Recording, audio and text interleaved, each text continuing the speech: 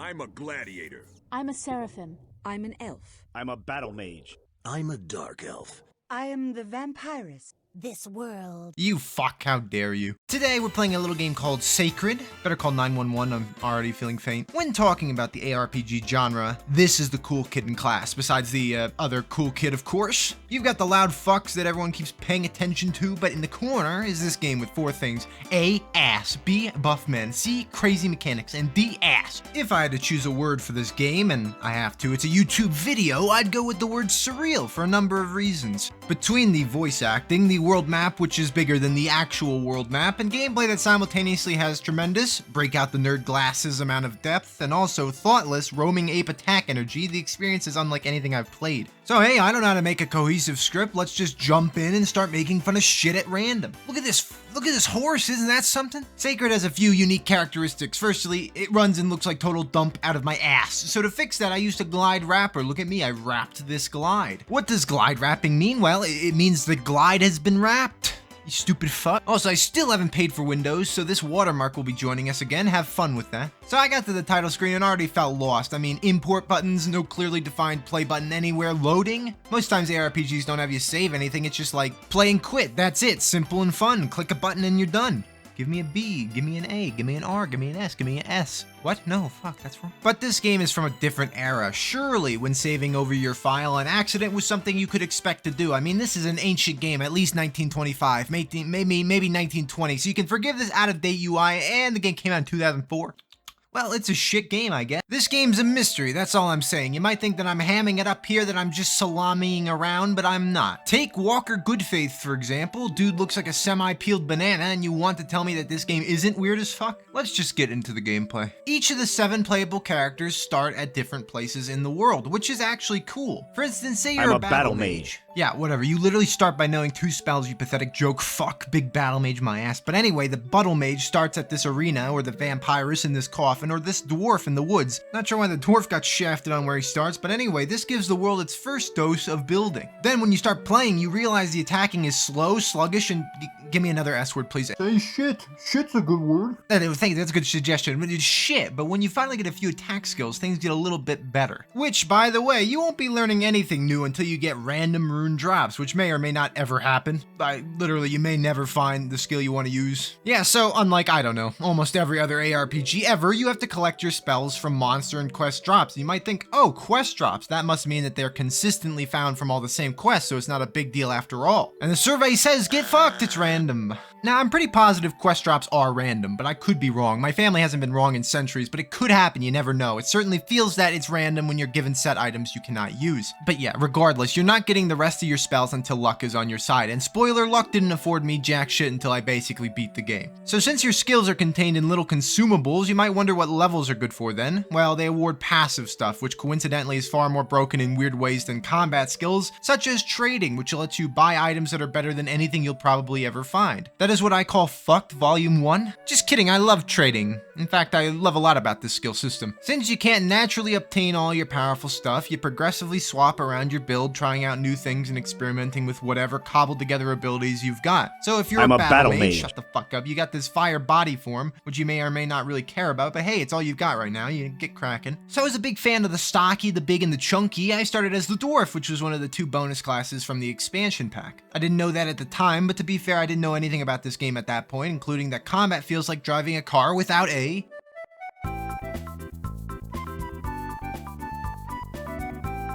brain, because this is clunky. If you want better metaphors, I'll just be quiet and let you make your own ones up, okay? That's all you're getting from me. Although regarding this dwarf, I quickly abandoned it when I was informed that the vampirus was the busted class in Sacred, full of top tier meta, which mostly relates to slapping the ever-loving shit out of things. So yeah, I meted out and hopped over to this crass lass. So does slapping enemies feel really clean in comparison to bonking them with a hammer? No, not really. Yeah, combat is stiff, but this has the unique benefits to the overall fun. Since the regular means of killing enemies is slow, tedious, and obnoxious, I mean, look at this bastard wander away from me, I legit would rather But when you have the mega moves, the heavy hitters, the big blasts, you start getting more addicted, seeing the experience numbers explode forwards, and then you realize you got these potions of the mentor that you've been picking up, which increase XP per kill, and then you're popping those running into the fray. Holy shit, it's oddly captivating. Like doing a mega whirl in a crowd of mobs. It's fun shooting a volley of meteors and then it takes 12 days to come down and it misses. That's not good, so it's a variable experience. When it works, Sacred has great feedback when doing cool stuff. Just make sure you address the copious awful settings in the menu to actually enjoy the game. Like for example, cinematic item collection. You know what that means? You stoop over and actually have to watch you grab every item. Or you hit this button and you just don't. I mean, this was 2004, not 24. Why would you want the game to be this tedious? There's so many uncanny and odd things going on coupled with the graphics that I feel like I'm playing The Sims 1, but I'm free to kill everyone in the neighborhood instead. Bosses are few and far between, the most interesting of them being dragons, the same dragon like 5 times, but each time I was scared. You have to have a healthy, comically large supply of potions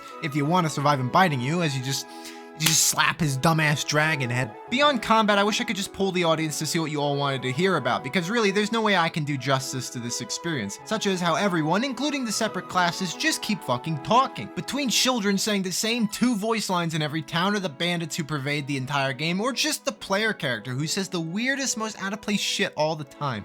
I am not protected against normal damage. The game is literally complaining to me. It's actually getting mad. The mines of Gnarlstadt. I wonder whether anyone survived the massacre. Not this fucking guy. Either they hung him and then blew him up for no reason, or they blew him up and then hung his skeleton for fun. Either way, he's not doing good. Like seriously, with just a single E this time, because I'm serious with 2 E's. Can the game just quiet down sometimes? It's like the average seer video just keeps going on and on. If you think I'm being excessively annoyed about some voice lines, what do you think about this breathing sound happening all the time? Like you've got asthma. It's bothersome. But really, all this stuff, the overbearing townsperson dialogue, the weird and strange voice lines, the general video gaminess of this all, it makes Sacred oddly charming. It makes you want to see more stuff, more towns, more dinky little caves with a random chest, you know? And there's tons of freedom to explore. Which again, I'll reiterate, this is a total world here. There are all sorts of hidden places, NPCs, and a very unique thing. There are quest givers. Most of these are optional, and there are plenty of different ones, so many that you're going to skip some. I just can't be bothered with everything. Eventually, you don't want to go and kill some goblins. Let them live in peace, you piece of shit. Take Igor Ballshit, who needs help killing a bear, or random people who think this angelic warrior is the best person to help them find their missing sister, who's actually like 14 feet away from here. Pretty sure you could just go see them yourself. Items are also a wee different. While there are indeed your typical rarities, you also have a collection of class-specific weapons and armor, and these are not small in number. Almost everything you find can only be used by one of the 7 classes, which you'd think would make gearing up a specific character a pain in the ass. And yep, but since you can just buy broken items, it's not a big deal. Sacred adopts the Fate approach to itemization by granting enormous plus X to a random skill approach. This makes gear way more important than your actual build, which is both a good and bad thing. While leveling having more purpose would be great, it's cool that gear is always more and more broken, resulting in an experience where the best in slot gear feels impossible to actually reach. And while uniques and set items are really good too, I hardly found any of them for the right class at the time, so I just couldn't use them. I found a bunch of shit for the wood elf, but I didn't want to play as a wood elf, Dad. I want to be the women. Also, max level is 206. Yes, 206, that is indeed a number. Doesn't seem out of place to me. Why not square this off? Gear can also be enchanted with the items that grant class skills, including things like crit more often, deal more damage, night is longer. Yeah, common stuff. Can't have a game without plus nighttime length modifiers. This is actually super great for the vampires class, by the way, so it's not worthless, but really, plus night length modifier? That's like having a minus bathroom need stat. Although that'd be fun. Let me shit my pants in one of these games. Get on that. Oh wait, Grim Dawn already did that joke. Moving on. The runes and enchant system are wild due to how much extra depth they offer, but you want to talk about depth, look no further than the combo system. But you look too far, come back. Yeah, the combo system. You might wonder, when is the video going to end? And can this Chad guy just say what the best ARPG of all time is? But before that, we have to talk about combos, a weird addition that lets you queue up a bunch of moves in a kind of macro. And macros sound great because the hotkeys are hot ass. Okay, get to run through pertinent info quickly. You get more slots based on your level. One slot on this side contains your weapons, one slot on this side contains your skills or macros. I don't know what this dial means. It's about the time of day, but it makes no fucking sense. So for some things, macroing a bunch of buffs and stuff, or a combination of an attack and a buff would be ideal because you only have a limited number of slots. The bad news is that this makes the moves clip take forever to happen. You're stuck in place while doing many different moves. Sometimes you want to not do the entire sequence because everything already died, etc. So for the most part, macros aren't greatly useful except when they arbitrarily remove the cooldown on skills, basically meaning your combo is just your regular skills, say turn into vampire, but now you can just use it without a delay. I'm not even going to offer an idea as to why it works like that. I'm just going to take advantage. Since the world is humong,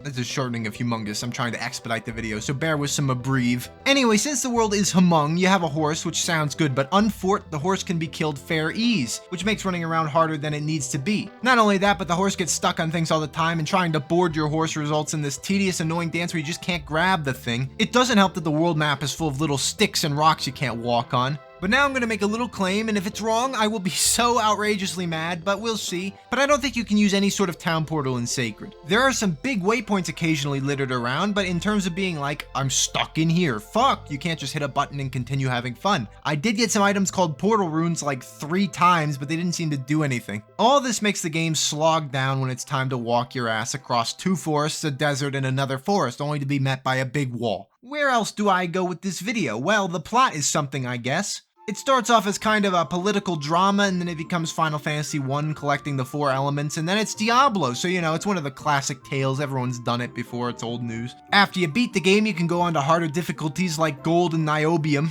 Diamond wasn't good enough, you had to go with Niobium. Hang on, let's look at Niobium real quick. I'm not really familiar. Wait, you're telling me this shit has a similar ductility to iron? I think that sucks. And there's no record of a human getting poisoned by it? This is fucking... Why did they pick this rock? Is there any more to say? Well, every time the vampire screams while transforming, I wanted to scream myself. Like, honestly, just shut the fuck up. Oh my god, come on now. There's no need for this. I feel like that's the experience in as small of a package I can offer. This game is so full of content, chock full in fact. There's so much variety in playstyles, with each class feeling amazingly distinct. You can be a horse-centric build or a trading and charisma character getting amazing gear for the others. There's a world of things to do, and this isn't even counting the expansion Underworld. I mean, it's just more of this, but that's cool. You can import your character from the base game and keep playing and get to be on a horse and slap some more people. This was fun, and that's what games ought to be, right? Was it clunky in many places? Yes. Was it annoying in many places? More than many. But did I have a great time? I had a good time. Great's a little strong. For its relentless uniqueness, I will enter Sacred into the final running as possibly the best ARPG that has ever been made, meaning that I will fully play it again and give you a hardcore playthrough and my final thoughts. Who knows, maybe when it's stacked up against everything else, its totally distinct experience might make it better than the rest. Fat fucking chance, but hey, it's in there.